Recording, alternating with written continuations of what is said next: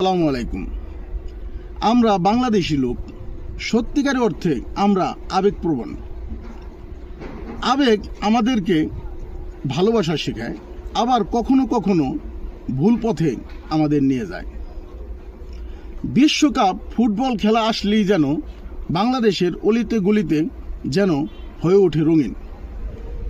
আর বিদেশি একটি দলের সমর্থন করে নিজের দেশের লোকদের সাথে ঝগড়া বিবাদ করে ভাঙচুর করে যদি সমর্থন করা হয়, তাহলে প্রশ্ন হলো এই সমর্থনের অর্থ কী, যদি নিজের দেশের মানুষের সাথে সম্পর্কই ঠিক না থাকে। আসল কথা হচ্ছে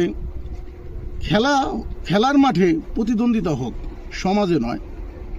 ফুটবল খেলা জনপ্রিয় একটি খেলা, আমরা দল করব অবশ্যই, কিন্তু কারোর সাথে সম্পর্ক নষ্ট করব না।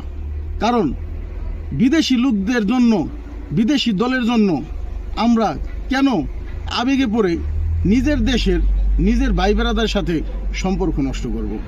এটা আসলে বোকামি ছাড়া আর কিছু হতে পারে না।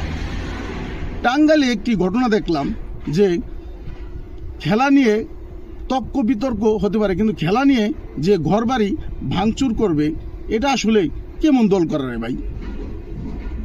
যাই হোক, আমরা আবেগে কাজ করব না, অবশ্যই আমরা বিবেক দিয়ে কাজ করার চেষ্টা করব।